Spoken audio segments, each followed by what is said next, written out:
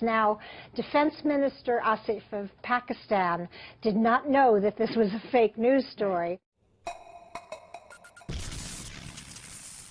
Pakistanis threatened the country with nuclear war. This tweet from their defense minister, quote, presuming Pak, of course referring to Pakistan's role in Syria against Daesh, another word for ISIS, Israel forgets Pakistan is a nuclear state too.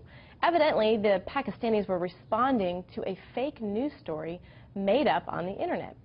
So let's bring in Judy Miller, because this alarming story came about over the weekend, and she joins us now. Judy, thank you so much for joining us. We appreciate it.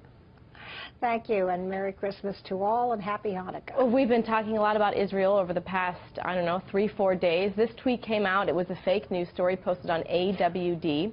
We saw the Israelis react and say, listen, this was a fake news story, and they sort of left it at that. But what does this tell you about the effect that we're seeing on the internet when these fake news stories come up, and it's really inciting at a time when temperatures are already pretty high? Exactly. And it indicates that fake news really does have consequences.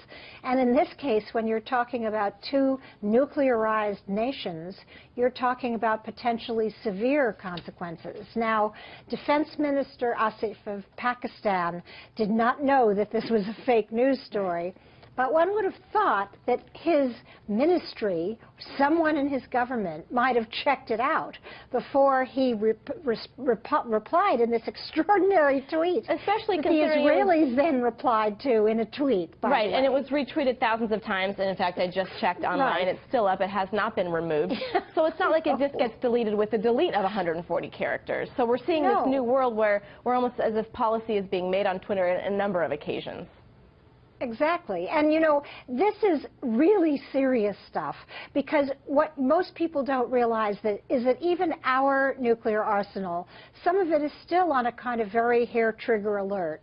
And that is that, you know, someone can make a terrible mistake, and you can have a world crisis actually sparked by fake news. It's kind of hard to imagine, but we've just seen an example of kind of reckless talk that can quickly escalate into reckless action.